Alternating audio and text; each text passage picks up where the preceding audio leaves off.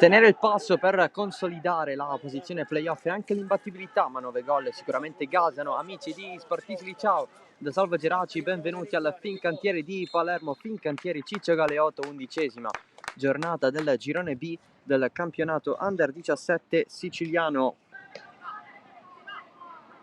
Pallone del Ciccio Galeotto, gara equilibrata in questi primi 4,40 già passati. Schiavo in profondità contro il portiere, Schiavo, la risposta di Sparacino, ma Schiavo ribadisce in rete perché il pallone è rimasto in area di rigore. 1-0 per la squadra di Fresco, il gol di Mattia Schiavo. Va Alessi sopra la traversa, alzata con il ginocchio da parte di Scafidi.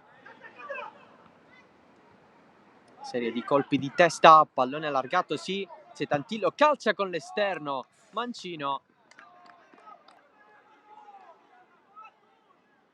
Attenzione al pallone per Alessi, Alessi davanti il portiere, non sbaglia, il pareggio del Ciccio Galeotto con Alberto Alessi, 1-1.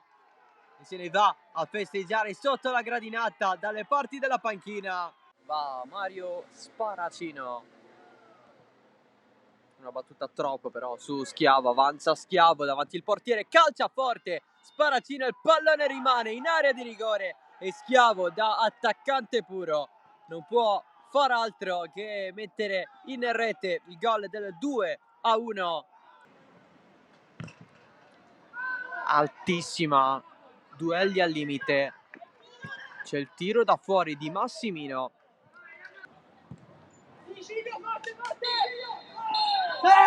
È ufficiale, finisce così 2-1 Fincantieri sul Ciccio Galeotto.